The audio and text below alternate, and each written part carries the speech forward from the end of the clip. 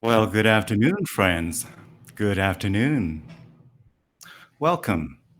Welcome to another episode of Conversations with Dune and Friends. Today we have a wonderful friend joining us all the way from London, Ontario, and we're going to have a cross Canada conversation here. We're going to talk about entrepreneurship. We're going to talk about business. We're going to talk about philanthropy. So really, quite a full and diverse conversation over the next hour and a bit here, folks. Grab a tea or coffee and join us in this conversation. You can join us in the conversation via the comment section of the live video here, and encourage Paula, ask her a question, put her on her hot seat a little bit if you like, but not too hot now. But we're all friendly here, and let's enjoy the conversation and be inspired and learn a few ideas along the way as well. So as they say, caring is sharing, and we have Paula Morand joining us today. Paula, can you still hear me in the green room there, my friend? Wonderful. I think we're ready to go, folks. So again, feel free to comment anytime, and we'll definitely display your comment on the screen here. Let me do a quick introduction of our guest, though, before, so you know who it is that you'll be hearing from for the next hour and a bit. Paula Morand is a multi-award winning Canadian entrepreneur, investor, author, and brand strategist. Her passion is to help visionaries develop solid business strategies for achieving success. She is the CEO of Paula Morand Enterprises, a global consulting firm and media group, as well as the co-founder of Silver Street Studios, a brand agency production studio working with speakers and audiences across 38 countries, igniting them to dream big and be bold and make a meaningful impact. One of her philanthropic initiative that they run is really called their Dream Big, Be Bold global experiences, and have taken teams on mission trips to numerous countries where they invest into sizable projects, whether it's in South Africa, where they built entrepreneurship center, retrofitting 3 containers outfitted with a women's shelter, with a brand new kitchen and baking ovens and supplies, and supply cancer hospital with much needed supplies. Whether it's in Peru, where they built a massive greenhouse for an orphanage of 50 teen girls, hired a local horticulturist full-time at the orphanage to manage the greenhouse, and volunteers to create a training program for girls and sustainable farming and food preparations. And of course, in Guatemala, they built a earthen floors for numerous families to reduce the risk of malaria, invested into towns' permaculture strategy by building gardens and in all family homes, and training them on how to use new vegetables and grains being planted for extra nutrients.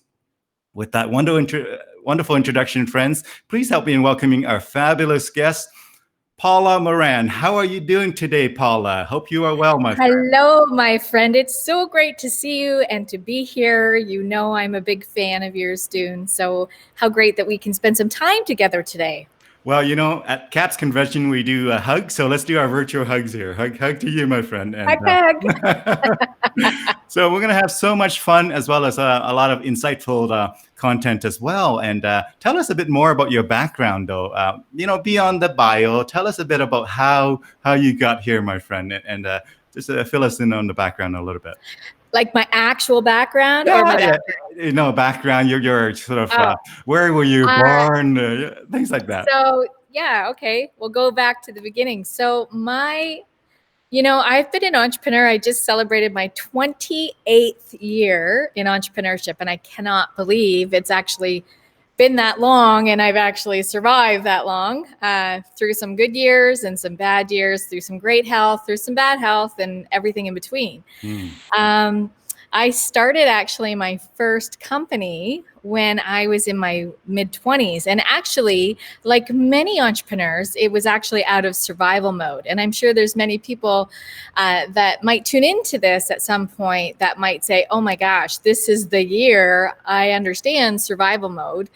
And for me, I had just, my husband had a psychotic break and was put into a mental hospital, and that's a whole other story. And I had lost my job working for a school system because of provincial financial cutbacks. And so here I was in my mid-20s faced with a decision of how I was going to support my son, who was under 1 year old, and what could that look like for me.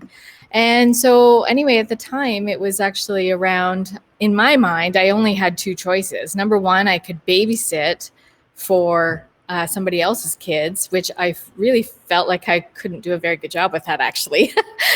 Or I was actually working in a high school with developmentally challenged teens who were ready to graduate school, and the parents had actually lost all of their funding for day programs or group homes or those things. And I just, I started out with this question, which was, and I love this question, and every one of you that might be tuning in today should take it and use it, because I think this is the space of creativity and cultivating possibility that we just can't get in our way. And I actually asked this question was, what would it look like if I got a location, hired trained staff, and actually I took your son or daughter, which was Joey or Kelly or Nathan or Allie, and created a safe, engaging day program for them, continuing the plan of developing life skills, of developing their capabilities,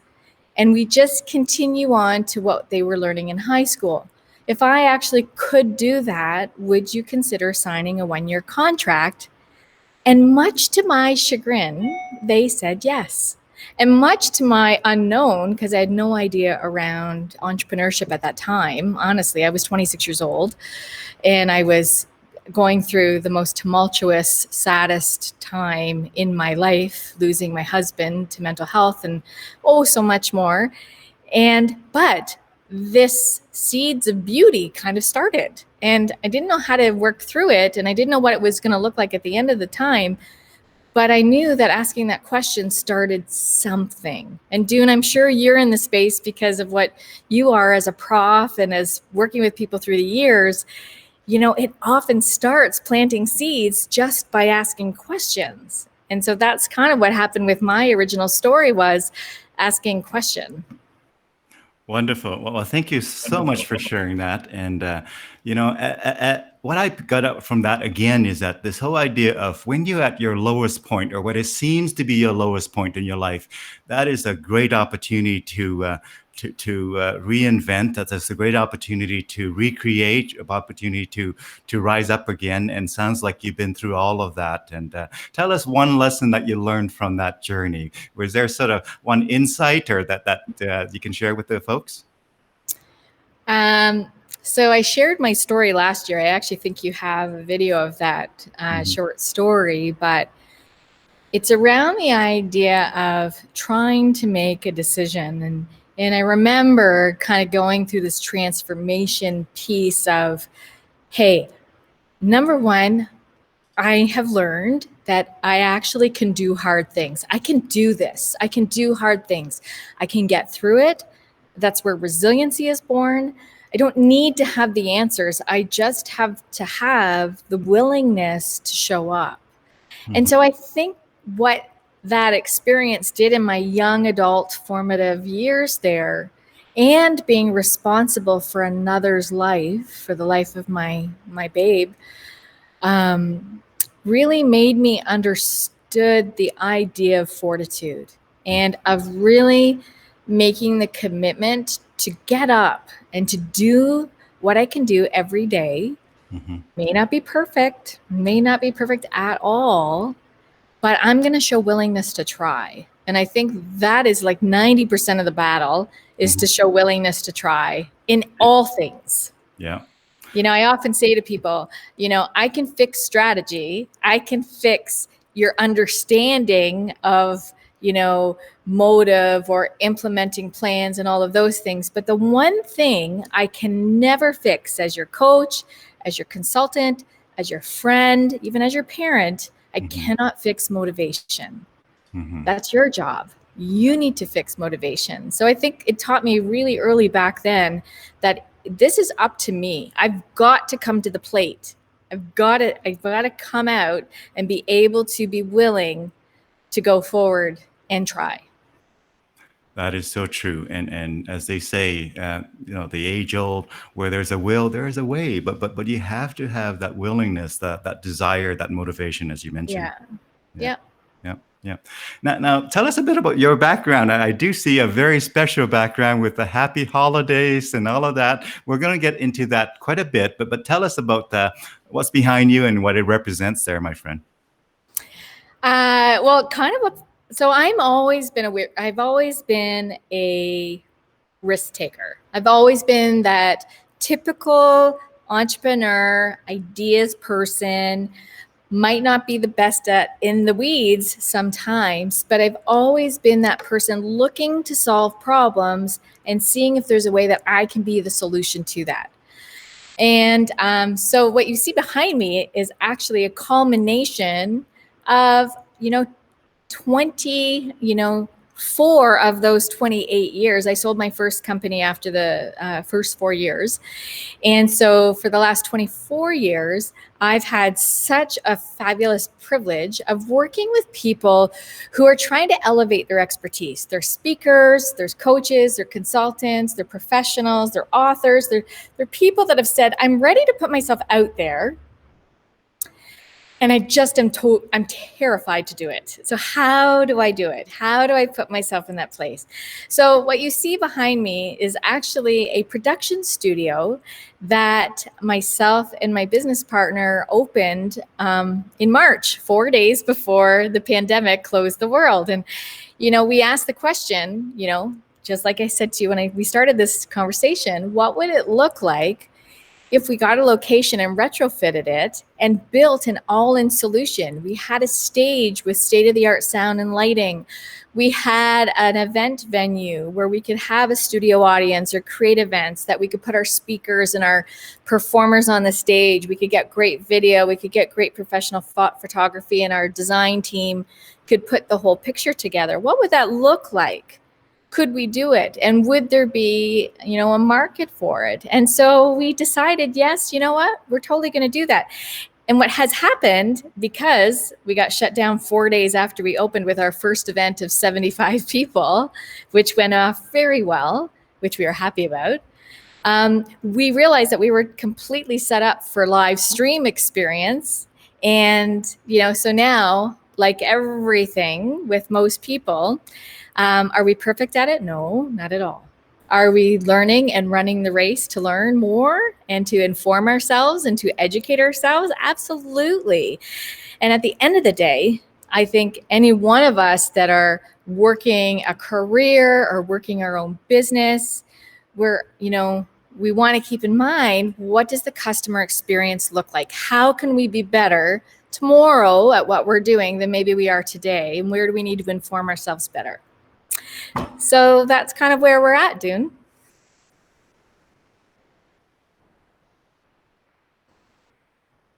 And so there you are. Wonderful. I just happened to be looking at the Facebook page here. Tell us a bit about the Facebook page and what's on there, what people can expect to find. So like most probably marketing and branding firms, or most businesses that are running the race to serve their clients first, we're a little bit late to the game with launching our own Facebook page. So we don't have, the uptake or all of those things as much as, maybe we should, since we, soft launched in March, but, we don't sweat it, and that's okay. So really what we are trying to do is we have a 4,000 square foot studio as our phase one. Our phase two is adding another 9,000 square feet of film production and possible event usage space. So in the picture that you're showing right now, it's a 2-level venue, and we are just starting. And really, we decided to take a risk and open it in a small town outside of London called St. Thomas, which is one of the hot spots in Canada right now for film production. And we're really trying to be part of that pioneering of anchoring a new hot industry sector that's growing in our region. And so it's super exciting to be part of those conversations and what could it look like. And, I love being in the place of cultivating curiosity of how can we be a part of the excitement of this. So as you scroll down, one of the things that we're doing right now as a community give back, because that's extremely important value system for us, is we are actually doing 10 events over the next 14 days of highlighting musicians. And they have been so decimated by this pandemic and their skills and not being able to make a income for who they are and what they do and the talent that they have spent hours and hours to do.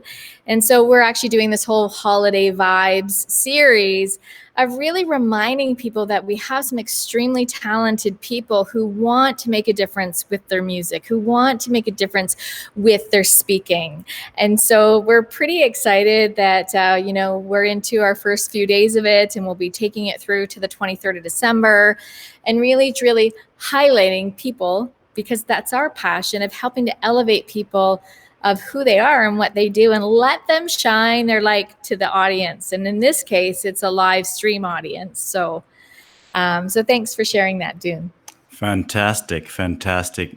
Really service to the community, not only locally, but really abroad, and be able to not only service the musicians and those artists, but also the community who, get to enjoy really warm, entertaining, and inspirational events from wherever they happen to be during these COVID times here.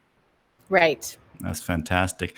Well, that's exciting, my friend, and thank you for sharing that. And I know you are on the loft. Is it second floor or the loft of that mezzanine, I guess, right? So I'm on the mezzanine. Without making people dizzy, I can actually step you back just for a minute and show you that actually there's the stage down, and then we've got a whole the whole venue place, but I don't want to make anybody dizzy because I know what it's like to be dizzy. So so right now we're completely set up under COVID regulations, and everything's taped out and all the chairs are set out, trying to honor and respect the strategy that's in place to keep people safe.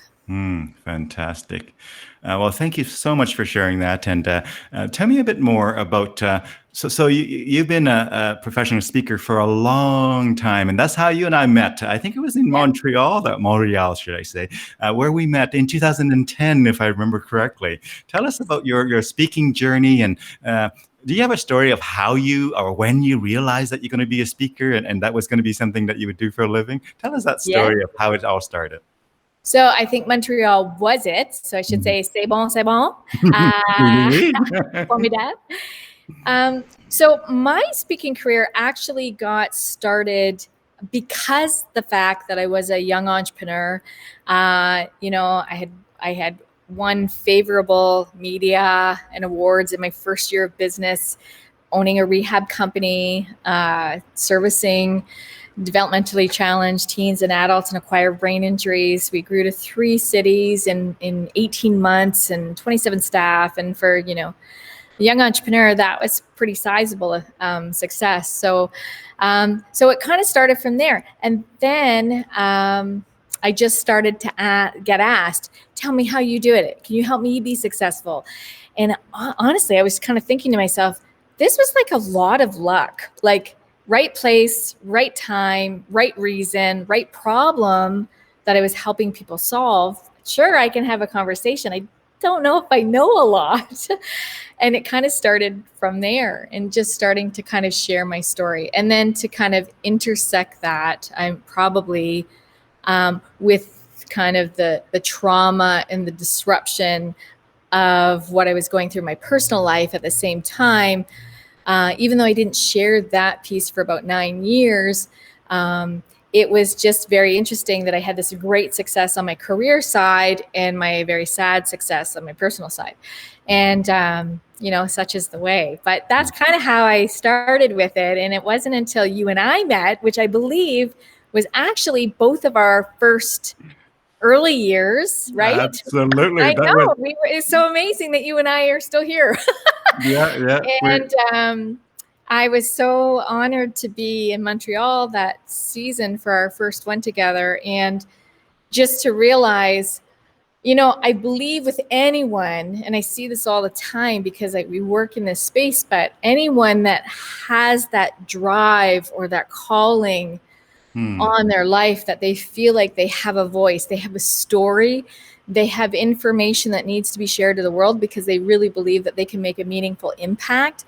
That's not the problem. The worthiness and the confidence to step out into that calling is actually, part of the big problem. So it's been really wonderful to see people on that journey, and myself included. I'm extroverted, but I'm actually introverted. And so people might actually be on listening right now and say, Paula, you're so full of it. But I can actually be quite shy in my personality, unless I have a role. I like having a role. But building a speaking career has been truly very rewarding and special. But it's the most special to me when I can keep it about the impact versus my own ego, if that makes sense to you. Absolutely. Now, there's two things that I wanted to really shed the spotlight on that you said. Many things, but two things in particular that stood out to me. One is that again, the importance of encouraging others to go after their dreams, encouraging others to, as you so aptly put it, to be bold, and encouraging others to really be really believe in themselves, right? Because that is often the missing link. That is often the biggest missing link, because once they believe in themselves, once they have that vision, that purpose, that goal, that role that you said, then they can just be off to the races, right? So again, having a really clarity of purpose and confidence to know that it can be figured out. That's such an important thing, right? Yeah, I honestly think that, we get in our own way so much. And I adopted this mantra. Originally in my 20s, it was all around love what you do and live like you mean it and be so intentional and blah, blah, blah.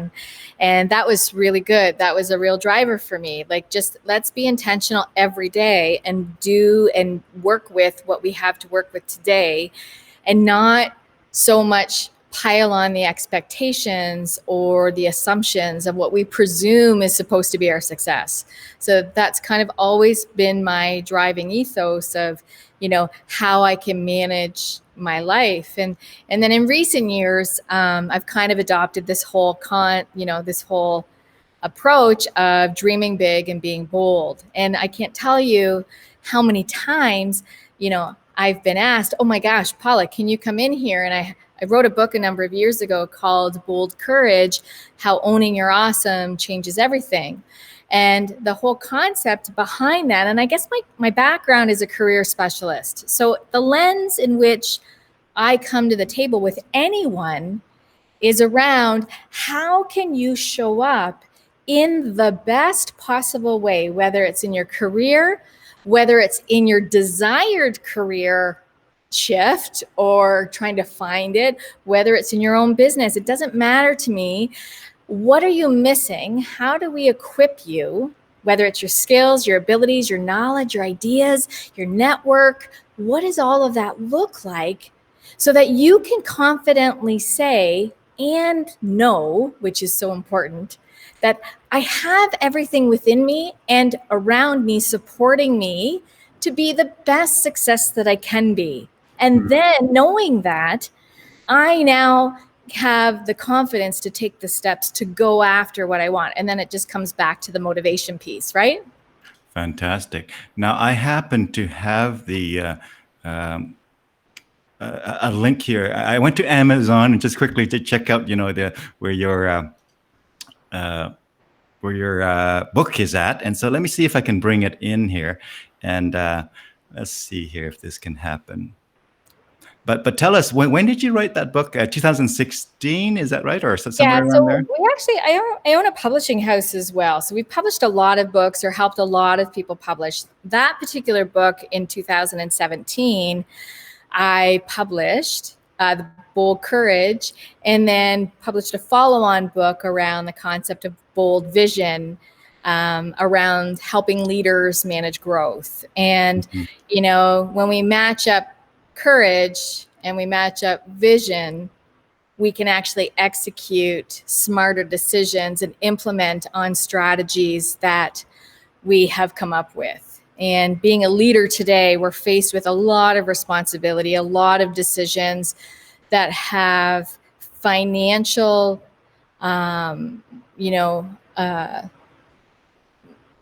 possibilities that could actually, result in, not good effort. So we want to actually make informed decisions. But the point is we just keep making decisions to move forward. And we've got to have the courage to just do it, or we're stuck in this land of indecision, for days, for weeks, for months. And, then it just goes downhill from there. Well, fantastic. Thank you for sharing that. Again, the title of the book is Bold Courage. Let me just get it right here before I speak it again. It's called Bold Courage: How owning your awesome changes everything. Right. So the whole premise is, Dune, is that we often, and I think maybe it's Canadian culture too, we often will put ourselves down and talk about the negatives of things that we can improve upon first. But, really it's a call to say, build upon the things that you are fantastic at. Build upon the attributes and the value system and the characteristics that people are drawn to.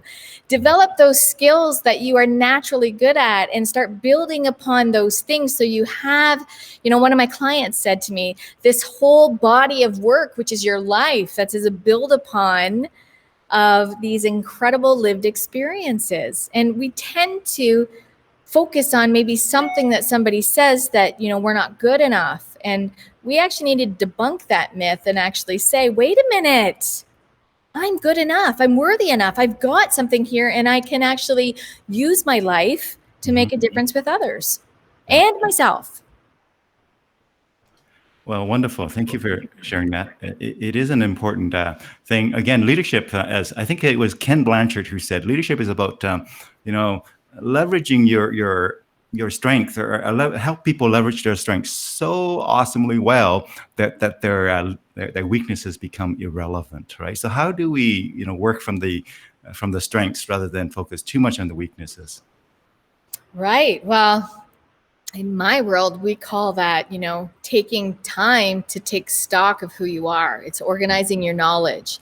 It's understanding what is my lived experience and notating that. It's understanding what are my skills and abilities and where could I actually transfer them. In the career side, our lives today, anybody coming into new careers, that's not their end career. We're looking at anywhere between 15 and 19 different careers in somebody's life cycle. So it's not about maybe what some of our parents of our age group do that, instilled in us, which was get out of school, go get a job, stay there till you get a pension, and that's all you do. And call it a day. You've had a good life.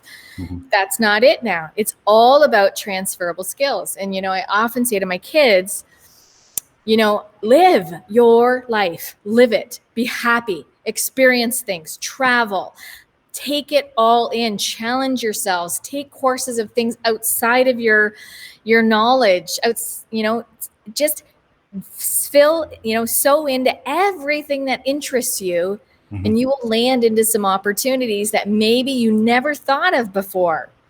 But if you just sit back and wait for life to come to you, you may not be as fulfilled as when you start to actively participate in your own life, in your own learning, in your own possibilities. We have to get into the game. We get into the game. That's right. Hey, there's a few folks watching. I would love to hear from some of you folks who are watching right now. I know some of you might be busy doing some other stuff, multitask, and maybe shy even. But feel free to chime in and comment on the stream here, folks. But Paula, I'm going to bring in maybe some photos, and we're going to maybe reminisce and have you reflect on them, and maybe share stories that these photos bring out. So before I do that, though, do you have made a bit of a story behind how the Silver Street Studios and event center got started? When did you come to the conclusion or the idea that this is going to be a startup that you would do? Like, is it very recent, or has it sort of been percolating for the last 10 years? Tell us a bit more. Well, it wasn't as strategic as that. So Canada Day 2 years ago in 2018, I actually fell asleep on a lounge chair, and I woke, and I never, ever, ever do that. And I kind of woke up after 45 minutes or an hour, and I stood up and I couldn't walk straight. And my husband and my friend thought that I had had a stroke, and my husband took me to the hospital. And luckily it wasn't that, but it was kind of deduced that I caught a virus in my middle ear and got vertigo. And so I've actually been living with chronic, which was vestibular neuritis, I guess it was called at one point, in my middle ear, but I've been living with chronic vertigo 24/7 for almost 700 days. And so it's very interesting because life hands us situations, and this isn't my first situation of managing disruption. So, I often think it could be so much worse. And so I'm okay to deal with it, but it's been very interesting because there's actually no cure for it. We just keep trying things to see if it will work. So I had been I had actually moved my company from Moncton, New Brunswick 7 years ago back to Ontario when my father was diagnosed with cancer, and we picked up our family and moved. I moved my company, moved one of my team members with us too, and kind of started over back in my hometown of London so I could be here for my parents. And it was probably... I thought my 20s were hard, but I actually think this move was tremendously stressful on so many levels. I had launched a tech company. I was in my, 2.5 years or maybe 3 years into building a software company, tackling employee disengagement and mental health and all of those things. That was really stressful because we were building capital for that and talking to numerous investors and going so fast. I was still running a coaching institute that my company had run and doing consulting, and just so managing a whole lot of pieces. And then so trying to move, halfway across the country, keep things moving, dealing with the grief of, the impending loss of a parent and trying to be there for everyone really resulted in some serious adrenal, failure. The gift of that whole experience was really around reprioritizing what capacity looks like, first of all, because I really, I'm a great worker. I can do a lot, and I can do a lot quickly. But I actually faced for the first time in my adult life a real capacity issue. I was crashing, and I knew it. I could see it, and I was trying to pull it all together. And but it was really the blessings out of all of that, even in the midst of grief, was really around the idea of reprioritizing. And I think a lot of people this year in 2020 are probably asking those hard questions as well. What is important to me? Where should I put my time, effort, and resources in that will return me to a place of giving to my life, to the ones that I love, and to the customers that I so desire to want to serve well? What does that look like? Beyond finances, what does it look like for my heart? because I really felt, especially building a tech company and chasing money all the time, that is not my perfect, happy place. That's not my first priority. And it was my first priority because it had to be, because I had to answer to investors and trying to run the race of such tight deadlines of go to market. And so I learned some very difficult lessons. And so what was really beautiful during this stage of being in a brand new city, even though it was my home, I had been gone for over, 15 years almost at that point. It was really nice to make the decision. We're just going to look at this as a grassroots start from fresh. And let's see what it looks like. And so I went back and asked the question again. What would it look like if we could create an organic community of like-minded people who would come together and we would feel supported in rebuilding the foundation of our local business? Because I know for me, I'm a very social being. I love hugs. I'm missing hugs. I'm missing community. And so I just thought, let's strip this right back and let's just go back to the relationship side of infusing relationships into my life. And that's where it started, and started to rebuild from there. Fantastic. Thank you for sharing that. We have Heather Reed chimed in. She said, fabulous interview to pump ourselves right up right now. And I recognize that quote, body of work. So Heather's actually, see, Heather, I told you I would quote that sometime. Heather is somebody that I have great respect for, and she's actually the one that actually mentioned the whole concept of looking at your life as a body of work. And, we can't underestimate, even as speakers, Dune, right? Mm-hmm. The impact that other people's words can have on our life. And Heather, thanks for tuning in. And I've told Heather that too. When Heather said that to me, I thought, oh my gosh, that resonates so true. Because we can be so hard on ourselves in the moment, in the present, trying to, take stock of how we're failing, especially in 2020. The level of disruption and financial ruin of so many industry sectors is, incredible.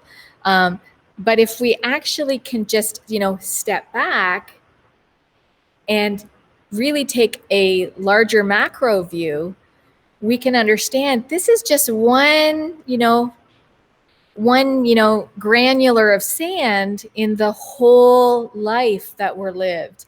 And Heather, you just summed it up so well. And I've never heard anybody actually speak of that before, but I just love it so much, of like looking at our life as this whole body of work.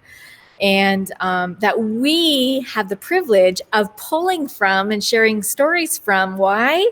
Because we have had the privilege of being willing to live intentionally, get into the game, as you say, Dune, and go for it and live full out and not let fear get in our way. Let it be a fuel for us. Mm-hmm. And so, Heather, I just, I honor you today for tuning in, and you should be on this interview, girl. So, thank you so much, Heather, for your words of encouragement and your wisdom there, but also for demonstrating. Folks who are watching, feel free to chime in with your comments, and we can certainly weave it into the conversation here. Be part of the conversation, folks. Be part of the conversation. Now, I'm going to run a video here of, I think it's Silver Street Studio and Event Center. So you sort of given us the background story there. I'm just going to bring it in here, my friend, and sure. Let me know when I do play it that you can, in fact, hear the audio and everything. So give me a second.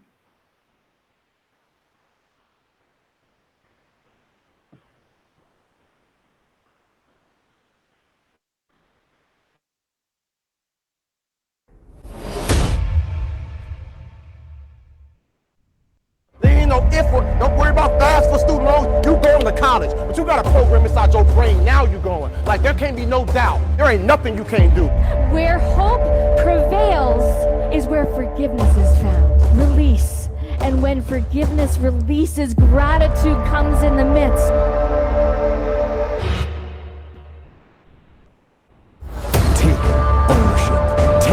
extreme ownership. Don't make excuses. Don't blame any other person or any other thing. You, yourself, and your team, and the people in your life, lead them all.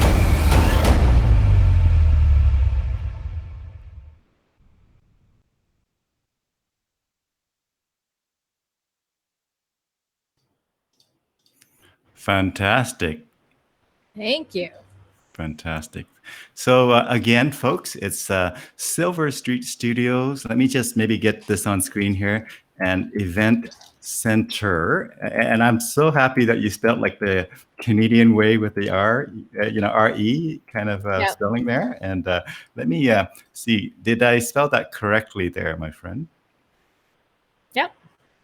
Wonderful. So again, folks, Silver Street Studios and Event Center. Exciting stuff coming to you now and the next little while, and for a long time. We trust, and really just that community building, and again, inspirational, and whether it's art, whether it's music, and all those things. So wonderful. Tell us a bit more, Paula, in terms of as you think about kind of difficult times that we are in right now. Do you have maybe some ideas or sentiment for folks to ponder as we're all making our way through this, and we all have our own ways. But are there some sort of insights that you gain with COVID that you want to share with folks? I think there's been a lot of gifts from COVID, and it's different for me because I still have family at home. So I've got 2 of my kids still at home. So being locked off in those early months, it was a beautiful gift because we're very, very busy normally, and we're all involved in things. And so having time together was fabulous. Having time to pause.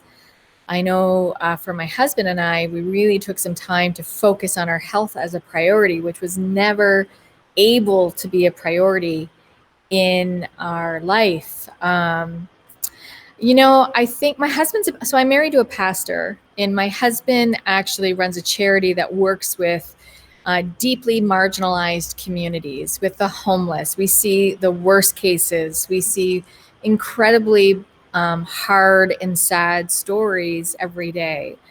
And so, I think for each one of us, we have to get to a place of understanding what coping looks like for you. And I don't believe it's a cookie cutter approach, because we all have different things going on in our lives. For me and for my family, our faith is extremely important to us. It's the thing that fuels hope. It's the thing that we lean on when we cannot see an outcome, nor do we believe we need to see the outcome. We just need to be present and lean into the belief that things will work out. I also am a very big believer of relationships matter, and that it's not, even in business, it's not about selling people all the time at all. It's all about the continual relationship and understanding and seeing people, validating them, not being so busy in the moment. And I am so guilty of this, that I get distracted. I've become a person that am not a multitasker.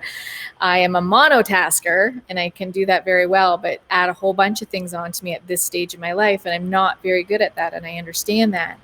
So my coping mechanisms have shifted, and I understand that I really have to be mindful of setting priorities daily, hourly sometimes, of what I need to get done. What do I need to anchor myself and have a foundation that I feel secure? I don't feel overwhelmed. I feel like I can make great decisions. I feel like I can show up with my best positive self, and, even feel joy. Like, joy is really hard won sometimes. Positivity is not, but joy is hard won for many people to try and see that.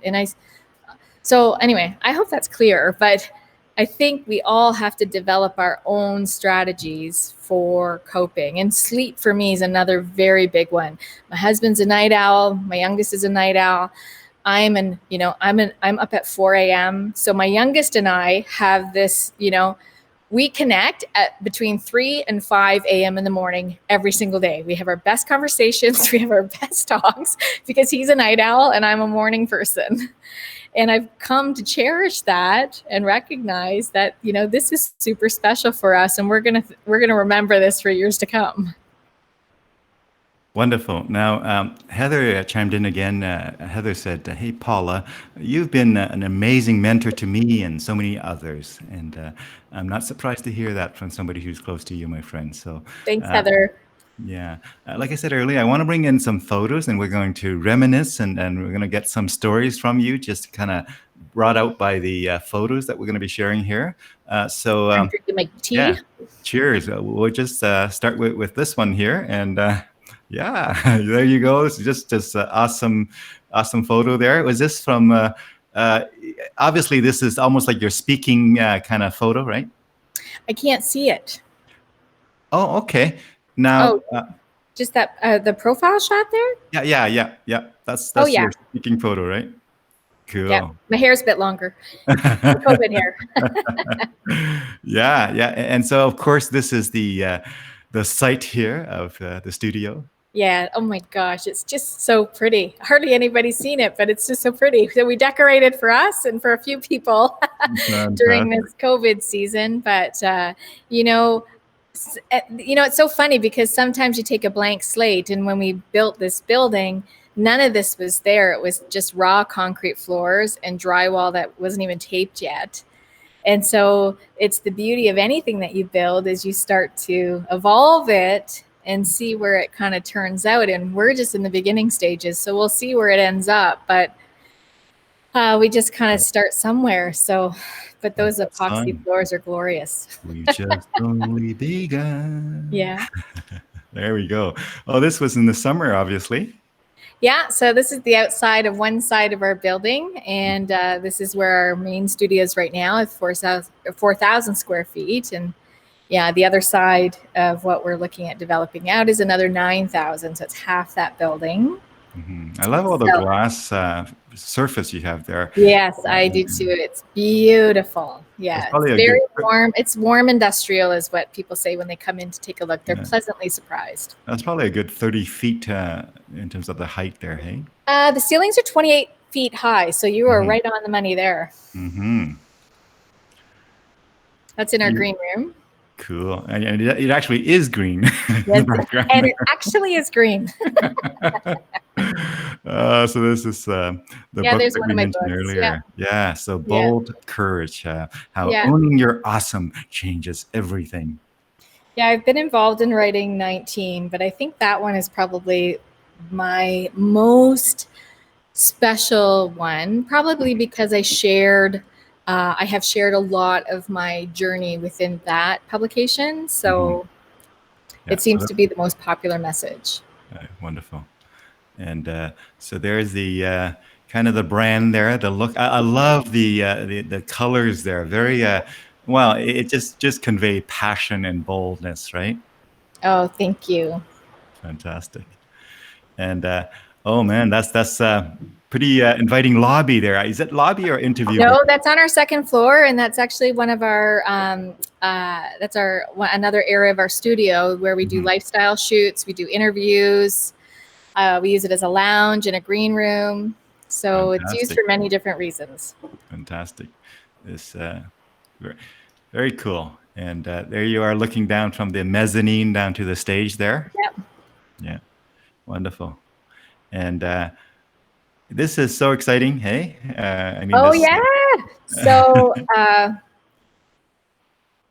that is our virtual trade show booth. And I just have to say, I love this whole virtual space. And this is so fun. We've been doing tons of work with event planners all over the nation. And this is just super fun that, we're able to be creative and find different ways to, get our message out. So this is myself and my business partner, Victoria. and managing a trade show booth at a couple of virtual conferences recently. Yeah, let me just read the bottom of the right hand side here. It says state-of-the-art soundstage, professional lighting, studio audience capacity for 80 people, boardroom studio for 10 people, and mezzanine studio for 40 people. So you got a few different arrangements or setups to offer there, or all at one time if it happens to be the case or the need. Not all at one time. There's different areas, but mainly we normally just rent out the whole facility. Yeah. Fantastic. So let me just spin through another couple more photos here. So Sure. Again, this is the launch of the studio, Silver Street Studio. Yep. Just some recent promo.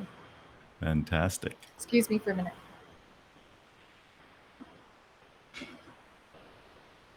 Yeah, and of course, it looks so glamorous. Might I say that? Looks so glamorous. It's like this is things that this kind of magazine would kind of take us back a number of years when magazines were the thing, right? Yeah, absolutely. Yeah. So I have to plug something in for a minute.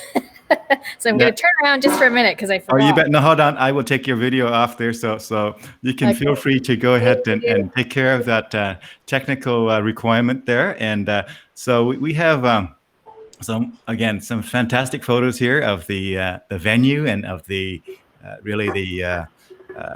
venture, right? And let me know when you're ready, my friend, and we can resume. Wonderful. So fantastic. So it's like almost like a convergence of all the things that you've been doing over the decades just sort of came together.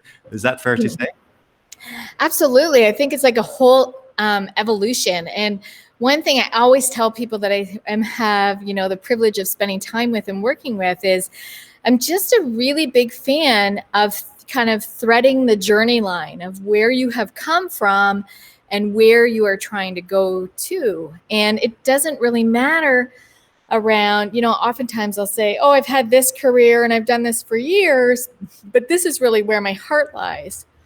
And then we'll spend time together and I'm like, but wait a minute, this all makes sense to me. We just need to actually frame the narrative that where you've come from actually sows into the future work that you're going to do. And then the light bulb comes on and they'll say, oh my gosh, I never thought of it that way. Think of it kind of in segmented parts of your life. And I don't look at it that way. I look at it as, what does the whole picture look like and how do we kind of tell the story in a more, seamless, interesting way. It's like Act 1, Act 2, and Act 3. Absolutely. They're all valid parts of that play. Yeah, and that's why I think we're so drawn to the authentic redemption story, the overcoming story, the, addiction turned healthy, meaningful working person. Like all of these overcoming stories make sense to people because we don't live perfect lives. We haven't gone through perfect scenarios. That's just not what life is. I don't know why we have it in our consciousness that it's supposed to be, but it's not. We have to lead ourselves the best way that we can and deal with life as it comes at us the best way we can. So yeah, there's our photo, one of our photo setups.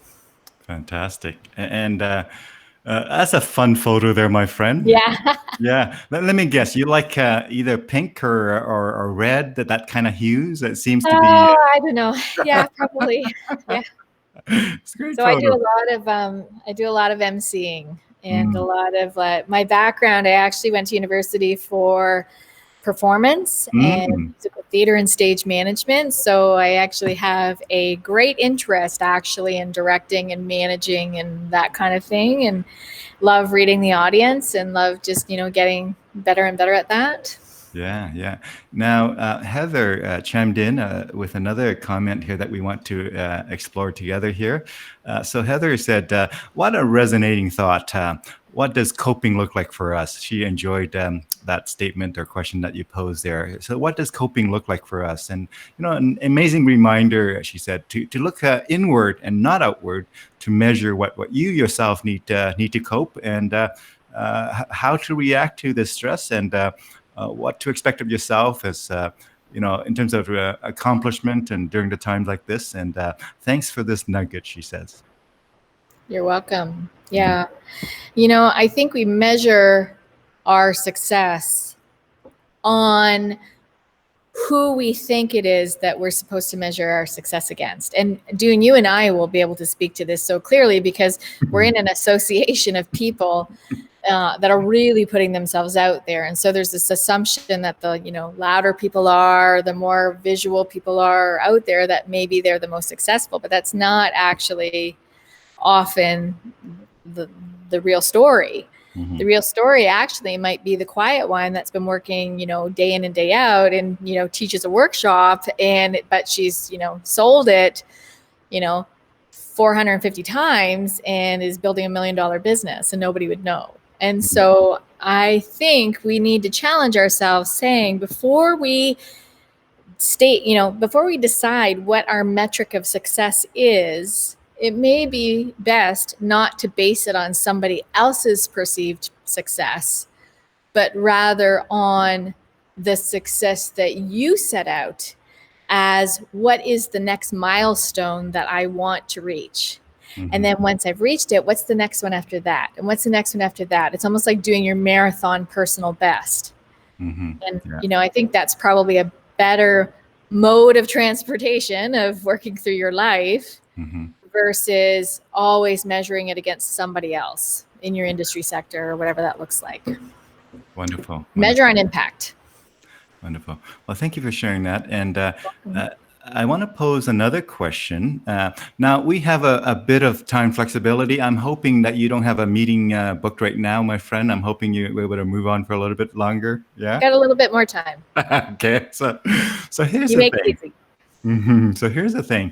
I want to know a little bit more about, I'm just going to focus in just one small little aspect. You did a lot of travel, and at this point, your situation probably dictates that you want to minimize the amount of travel and whatnot.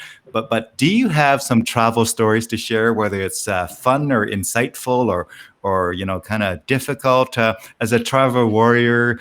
Do you have a story that's top of mind? I'm not looking for anything specific. I just want to tap into your experience and your history. I have so many. When I travel so much for work, and so I've actually found it to be a great reprieve, and I've loved the reprieve from traveling for speaking anyway, and for client work. But my big heart's desire is a lot of travel for philanthropic endeavors. And so I've been, I've spoken or worked in 38 countries around the world. But one of my most special is, I think you mentioned it earlier, is once a year we take a team of 12 people or under, not a huge team, but we'll take them to a country that's, faced with poverty in some way, shape, or form. It's usually quite involved. And we spend a few weeks there just playing a very small part and just assimilating into their daily lives. Are we solving a big problem? No. Are we maybe giving a hand up in a small way? Yes. Are they teaching us a lot? Absolutely. And so what's been very meaningful to me is to allow or create opportunities for people who may have never experienced a mission type of trip to go and understand what living in a location that does not have the amenities that we are used to in North America. And what does it look like? And so one of my travel stories, I think, would have been is I actually went to Kyrgyzstan, which I actually never even knew the country name. I didn't even know there was a country named Kyrgyzstan, actually, in Central Asia, about a year and a half after 9/11 happened. And security was so high and it was very stressful. And we were going to this small town to teach. And so I was invited to go to teach employment related skill building to women for almost 2.5 weeks. And so I had spent 10 months learning Russian. I had developed content. I was excited to go, and we were really going to sew into this very small town, which at the time was the largest area of the world that had the most orphaned and abandoned children. It was after the Berlin Wall came down and the financial structures ended. At the time, we were told there was 75% unemployment rate. And so anyway, we flew there, super long flight. We get there, and of course, the security at the airport all are dressed in Russian uniforms and very serious, and shotguns and rifles and stuff, like security high because of 9/11. We arrived on a day where there was a coup d'etat in the government. Like, it was crazy, chaotic. And then my luggage was lost for 4 days. So there's nothing more embarrassing than having to go to an outdoor market with a male Russian interpreter, having to barter for underwear in Asian sizes because we're in Central Asian, because I had no clothes to wear. But anyway, we finally get to our location of where we were, and it was the most life-changing experience that I've ever had. It was so humbling. I had to switch gears immediately. It wasn't 75% unemployment rate. It was 95% unemployment rate. There were homeless kids all over the place. It was heart-wrenching and beautiful all at the same time. And so going to kind of experiences like that kind of puts you in the present of understanding I can't solve this whole thing, and I want to desperately, but maybe I can be part of the joy for today, for the moment. And, synchronicity is a beautiful thing. And in that particular trip, it was amazing because I just happened to be in a place where this woman asked me if I had any experience writing government documents for charity, because she ran an orphanage and she was going after monies for this charity in England. And it just so happened that that was my expertise at the time. And I was able to actually spend a few days with her crafting, a proposal that would speak to kind of that place. And that happens in everything. And I think the more we strengthen our intuitiveness or discernment, or however you want to call it, if we strengthen that skill set, we will see opportunities where we're placed in moments in our life that we are exactly where we are supposed to be at that moment. And I think that trip with Kyrgyzstan really made me understand that, oh my word, this transformed my life and my thinking. And wouldn't it be great if I could help others experience this in their own life, because it will change the trajectory of how they see the work that they do, even back in America. It will help them to understand what pioneering with nothing looks like. And it will make them understand to find ways to solve problems outside of the easy things that we can go and grab and buy, or people this doesn't look like. So anyway, that was amazing. And then since then, I've been to numerous countries to do various types of projects. So is that kind of what you're looking for? You bet. That's wonderful. I'm going to bring in a video here. Tell us about this video. It's about 3 minutes or so. And Okay. yeah. I'm going to bring it in here, but could you give us a quick intro of that video here? This one here, that is the one I'm referring. Oh, sure. So I have a media company, and we took a team out and did some interviews in 2 cities, in Toronto and London, interviewed hundreds of people on 2 scenarios. One was, what was your biggest regret? What do you believe at the end of your life would be your biggest regret? And the other one is, as of right now, where you see yourself, what is the thing that's holding you back? And so this is the culmination of some of the responses around the idea of what's holding you back. And anybody that's tuning in right now, I'm going to guess that at least one of these responses will resonate with you as you watch it.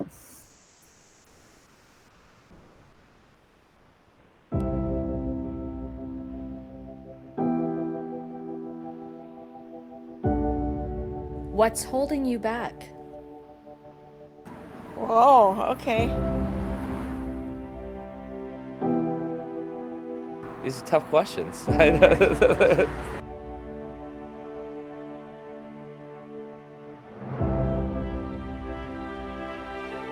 What will they say?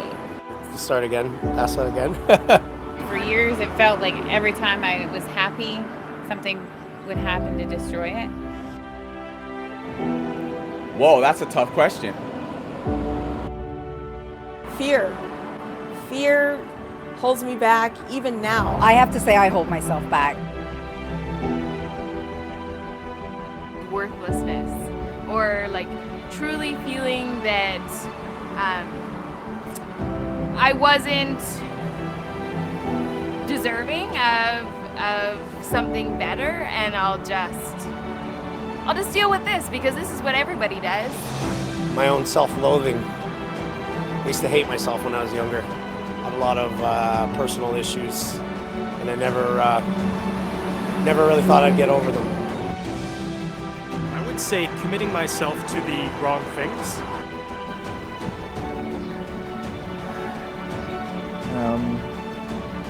Lack of confidence, maybe. My own lack of confidence in some things. The fear of not having money stopped me from fulfilling my dream. Yeah. Worthiness. Poor decisions, absolutely. One word, negativity. Me, and quite frankly, a lot of the time what held me back was my own lack of belief in my worthiness to have that thing. Grief. Definitely grief. I'd say finances. Procrastination is definitely the right word. It was more my own lack of confidence. Fear. Fear of not being able, I won't make enough money, I won't be able to support my kids, I won't be successful. It was just fear of everything that you can imagine, when really you just have to try. If you don't try, then you've already failed, so. Most obstacles melt away when we make up our minds to walk boldly through them. You have within you right now the courage to be bold, the courage to dream, the courage to make decisions, and the courage to believe. What are you waiting for?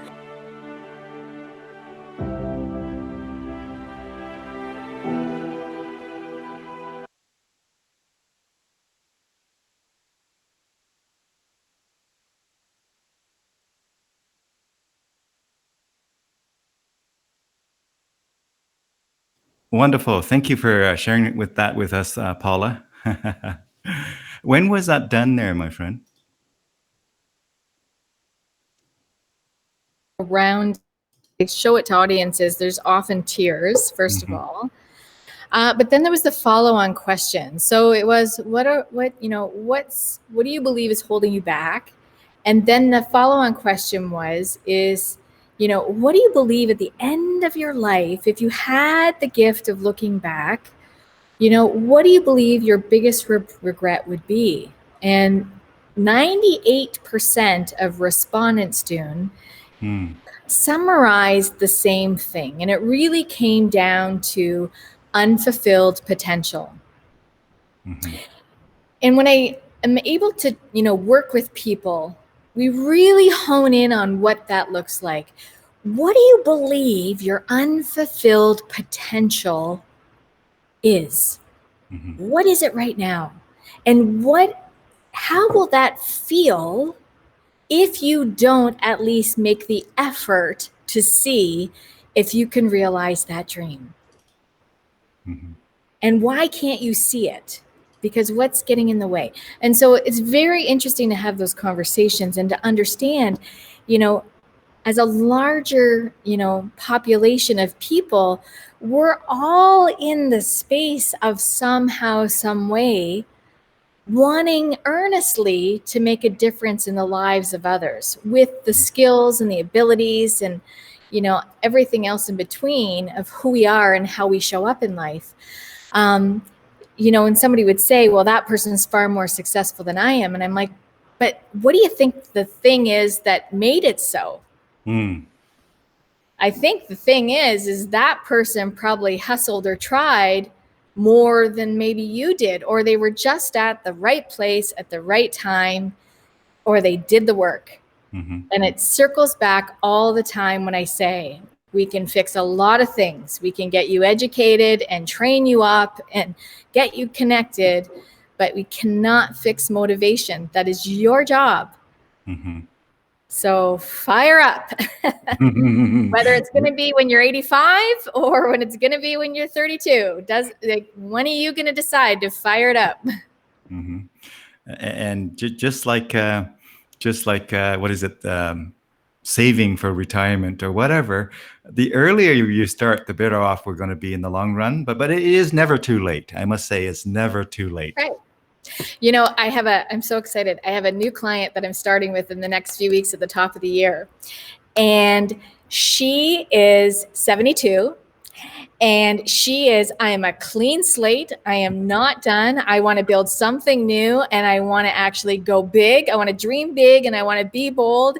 And I am so excited to jump into it. And I'm like, oh my gosh, this is like so much fun. And I love that because we get to actually, mine all of her information and get into the heart space of what actually, makes her excited about her life. And I love the fact that she sees that the next phase for her is going to be filled with so much excitement and opportunity, and that it's not done. It's just beginning. How wonderful is that? I'm like, I want to be like you when I grow up.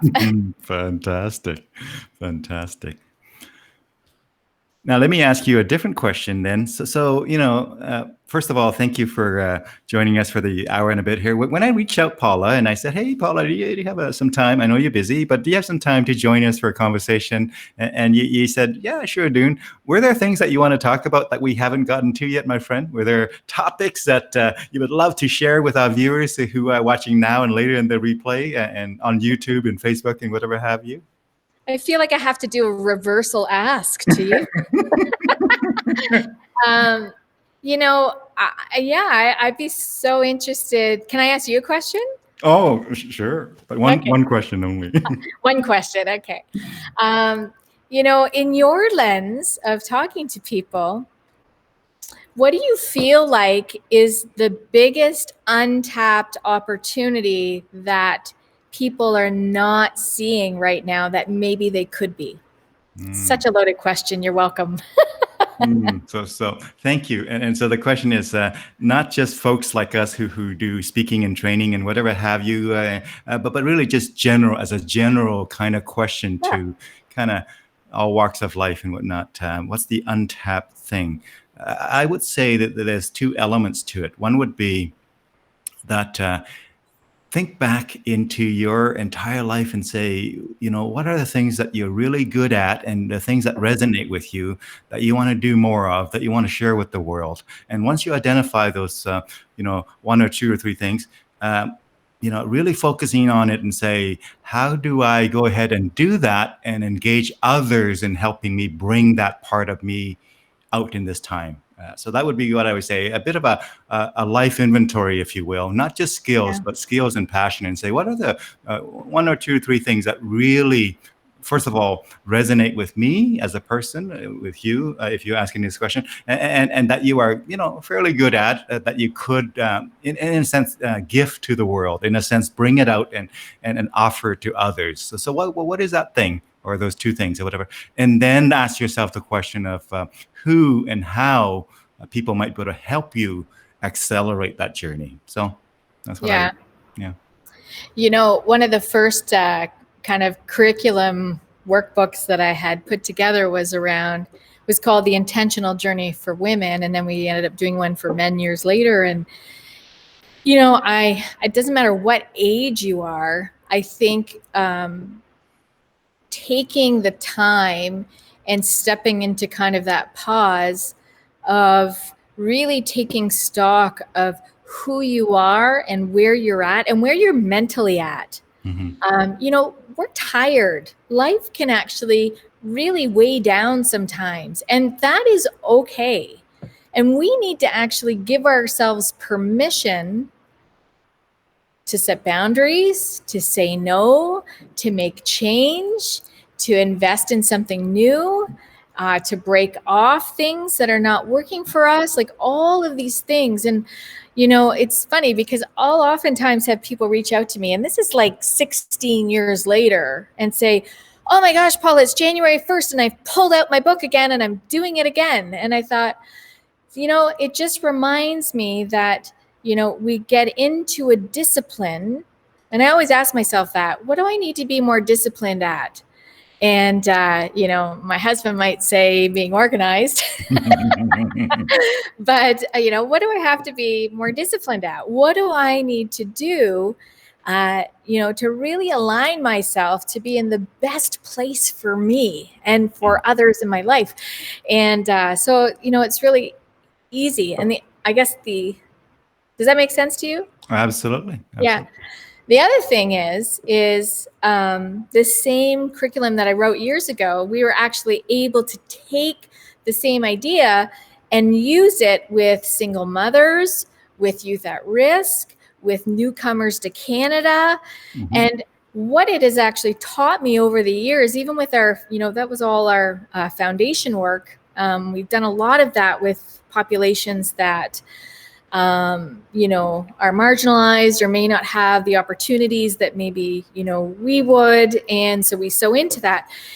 And what it just gets me understanding is that conversations are so good, just like you're having today, having conversations with people and allowing them to be in the conversation so that not we can tell them, but that they can arrive at a place of hope, that they can arrive at a place of belief in themselves, that I could do this. I could see myself moving beyond my circumstance into something better. And that, to me, is probably the culmination of my whole career. Is maybe summed up right there, is that when I can get to a place of having conversations with people, and I lend my knowledge out a lot. That's what we do as speakers. We share our knowledge, we share strategies and all of those things. But I will always be the person to preface it, to say, at the end of the day, do not forget to honor your own perspective. Do not forget to give yourself permission that you get to take what applies to your life right now and make the decision to use it or not. And that do not ever forget that you are worthy, that you are capable, and that there is something more for you than what you have today. And so that's a mic drop right there. In my mind. Fantastic. So as we round the corner and wrapping this up, I know you have some other commitment time-wise as well. And I'd like you to take us out, Paula. I'd like you to kind of, if you sing, feel free to sing us a song. If you want to cite poetry, feel free to cite us a poem. Feel free to summarize. Feel free to, But before we do that, and by the way, at the end when we're all done, hang around in the green room for just a moment. I'll just give you a high five in there. So we're going to get you to take us home in just a moment here. But let me first thank our viewers who tune in live here, as well as later in the recorded version of the recording here, to really just share your time with us. And thank you to Heather and others for commenting and watching, and really we appreciate your time. Time is the most valued resources that any humans can have, and so for us to have you join us in the time that we have here, that's much appreciated. So Paula, thank you again for spending your time with us as well, my friend. And with that, I want to hand it over to you to take us home in any which way you want, my friend. Sing us 3 songs if you're really into singing. Oh my gosh. Well, so the going joke is that even though I have a background in musical theater, I cannot remember the words to any song, Dune. Let me try my hand at improv. It may be a pretty ugly sight, let me tell you. Oh my gosh. Give me a song, Dune. Oh, you want me to give you a song? Wow. Let's see what kind of song. Actually, Heather might know what song that you happen to. Heather, do you know a song that I know? Yeah. Heather, do you know a song that Paula just would know the words to? What a Wonderful World. Do you know that song? Oh, do you know that song? See. Yeah, I do. I'm going to look up the words. Yeah, feel free to bring it up. Go ahead and bring it up, and you can look at the lyrics while you do that song for us here. And no rush, no pressure. You're so funny. Okay, I'm going to put my glasses on. There we go.